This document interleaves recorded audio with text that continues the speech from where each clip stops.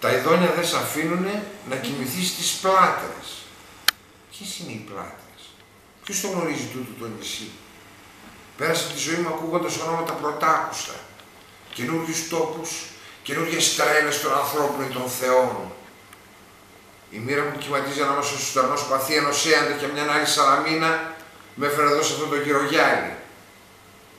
Το φεγγάρι βγήκε από το πέρογο σαν Αφροδίτη, πέρασε τα άστρα του τοξότη, τώρα πάει να βρει την καρδιά του σκορπιού και όλα τα αλλάζει. Πού είναι η αλήθεια? Ήμουν κι εγώ στον πόλεμο τοξότης. Το ριζικό μου, ενός ανθρώπου που ξαστόχησε. Αηδόνοι ποιητάρισαν και μια τέτοια νύχτα στα ακροθαλάσσια του Πρωτέα, σ' άκουσαν σκλάβες Σπαρτιάτισσες και έσαιραν τον θρήνο.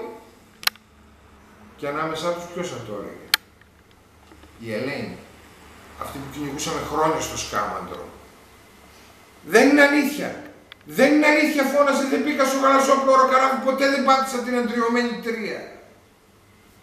Με το βαθύ στιθόδες μου, τον ήλιο στα μαλλιά και αυτό το ανάστημα. Ίσχυ και χαμόγελα παντού, στους ώμους, στους μυρούς, στα γόνατα. Και στην τρία, τίποτε στην τρία. Ένα είδωλο, έτσι το θέλανε οι θεοί. Και ο Πάρης με έναν ίσιο πλάγιαζε σαν να ήταν πλάσμα τόφιο. Και εμείς φαζόμασταν για την Ελένη 10 χρόνια. Μεγάλος πόνος είχε πέσει στην Ελλάδα. Τόσο κορμιά ρηγμένα στα σαγόνια της θάλασσας, στα σαγόνια της γης. Τόσες ψυχές δοσμένες στις μιλόπετρες σαν το σιτάρι. Φουσκώναν οι ποταμοί, μέσα στη λάσπη το αίμα για ένα ελληνό κυμάτισμα για μια νεφέλη. Μια σπεταλούδα στίναγμα, το πούπουλο ενός κύκνου. Για ένα πουκάμισο αδιανό. Για μια Ελένη.